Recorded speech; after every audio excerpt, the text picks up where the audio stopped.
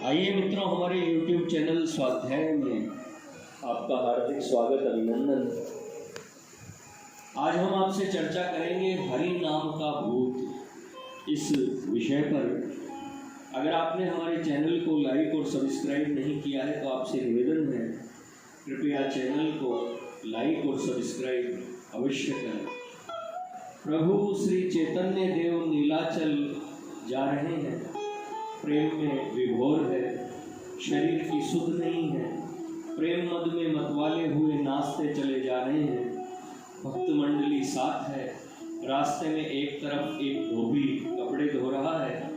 प्रभु को अकस्मात चेत हो गया, वे धोबी की ओर चले, भक्तगण भी पीछे पीछे जाने लगे। धोबी ने आंख घुमाकर एक बार उनकी ओर देखा, फिर चुपचाप अपने कपड़े धोने लगा। प्रभु एकदम उसके निकट चले गए। श्री चैतन्य के मन का भाव भक्तगण नहीं समझ सके। धोबी भी सोचने लगा कि क्या बात है। इतने में ही श्री चैतन्य ने धोबी से कहा, भाई धोबी, एक बार हरि बोलो। धोबी ने सोचा साधु भीख मांगने आए हैं। उसने हरि बोलो प्रभु की इस आज्ञा की ओर कुछ भी ख्याल न करके सरलता से कहा, महाराज, मैं बहुत ही गरीब आदमी हूँ, मैं कुछ भी भीख नहीं दे सकता। प्रभु ने कहा, धोबी, तुमको भीख कुछ भी नहीं देनी पड़ेगी, सिर्फ एक बार हरि बोलो। धोबी ने मन में सोचा, साधुओं का इसमें जरूर ही कोई मतलब है, नहीं तो मुझे हरि बोलने को क्यों कहते, इसलिए हरि न बोलना ही ठीक है। उसने नीचा मुंह किए कपड़े धोते धोते ही कहा, महाराज, मेरे बाल बच्चे हैं, मजूरी करके उनका पेट भरता हूँ, मैं हरि बोला बन जाऊंगा तो मेरे बाल बच्चे अन्न बिना मर जाएंगे। प्रभु ने कहा, भाई, तुझे हम लोगों को कुछ देना नहीं पड़ेगा, सिर्फ एक बार मुंह से हरि बोलो। हरि नाम लेने में न तो कुछ खर्च होता है और न किसी काम में बाधा होती है, फिर हरि क्यों नहीं बोलते? एक बार हरि बोलो भाई। धोबी ने सोचा, अच्छी आफत आई, ये साधु क्या चाहते हैं, न मालूम क्या ये साधु क्या होते हैं, क्या हो जाए, मेरे लिए हरि नाम ने लेना ही अच्छा है।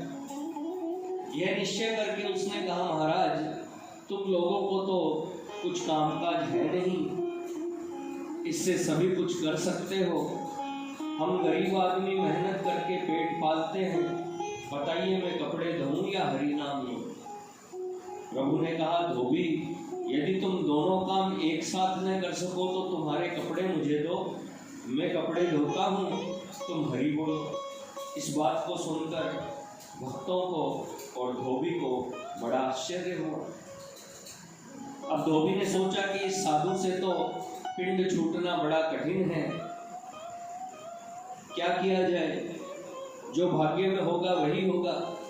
यह सोचकर प्रभु की ओर देखकर धोबी कहने लगा, साधु महाराज, तुम्हें कपड़े नहीं धोने पड़ेंगे, जल्दी बतलाओ मुझे क्या बोलना होगा, मैं वही बोलता हूँ। अब तक धोबी ने मुख ऊपर की और नहीं किया था, अब की बार उसने कपड़े धोना छोड़कर प्रभु की ओर देखते हुए उपरयुक्त शब्द कहे।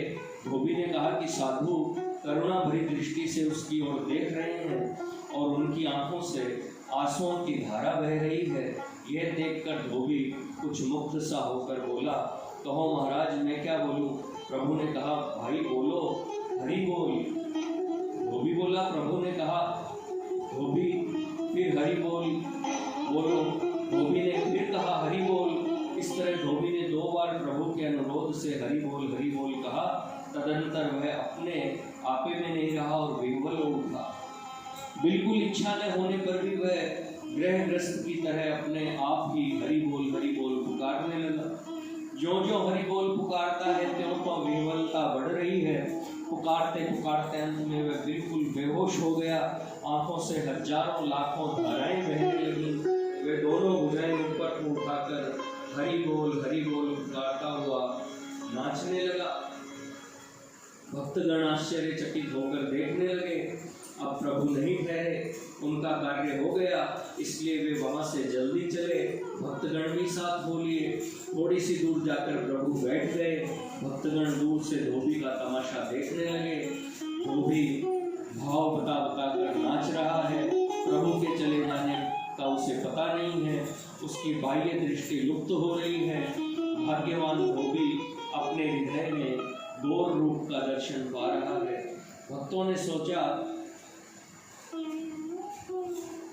ने समझा धोबी मानो एक यंत्र है। प्रभु उसकी कल दबाकर चले आए हैं और वह उसी कल से हरि बोल पुकारता हुआ नाच रहा है। भक्त चुपचाप देख रहे हैं। थोड़ी देर बाद धोबी घर से रोटी लेकर आई। कुछ देर तक तो उसने दूर से खड़े खड़े पति का रंग देखा, पर कुछ भी न समझकर हंसी उड़ाने के भाव से उसने कहा, यह क्या हो रहा है? यह नाचना कब से सीख लिया? धोबी ने कोई उत्तर नहीं दिया। वह उसी तरह दोनों हाथों को उठाए घूम घूम कर भाव दिखाता हुआ हरि बोल पुकारने और नाचने लगा। धोबी ने समझा पति को होश नहीं है, उसको कुछ न कुछ हो गया है। वह डर गई और चिल्लाती हुई गांव की तरफ दौड़कर लोगों को पुकारने लगी। धोबिन का रोना और पुकारना सुनकर गांव के लोग इकट्ठे हो गए। धोबिन ने डरते डरते उनसे कहा कि मेरे मालिक को भूत लग गया है। दिन में भूत का डर नहीं लगा करता, इसलिए गांव के लोग धोबिन को साथ लेकर धोबी के पास आए। उन्होंने देखा धोबी बेहोशी में घूम घूम कर नाच रहा है और उसके मुख से लार टपक रही है। उसको इस अवस्था में देखकर पहले तो किसी को उसके पास जाने का साहस नहीं हुआ।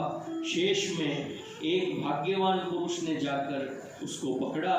धोबी को कुछ होश हुआ और उसने बड़े आनंद से उस पुरुष को छाती से लगा लिया। बस छाती से लगाने की देर थी कि वह भी उसी तरह हरि बोल कहकर नाचने लगा। अब उन दोनों ने नाचना शुरू कर दिया। एक दूसरा गया, उसकी भी यही दशा हुई। इसी प्रकार तीसरे चौथे पांचवें क्रम से सभी पर यह भूत सवार हो गया। यहाँ तक कि धोबिन भी इसी प्रेम मद में मतवाली हो गई। प्रेम की मंदाकिनी बह चली। हरि नाम की पवित्र ध्वनि से आकाश गूंज उठा।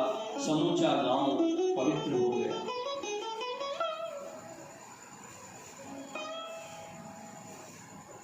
मित्रों, यह थी हरि नाम का भूत इस विषय पर संक्षिप्त ज्ञान चर्चा।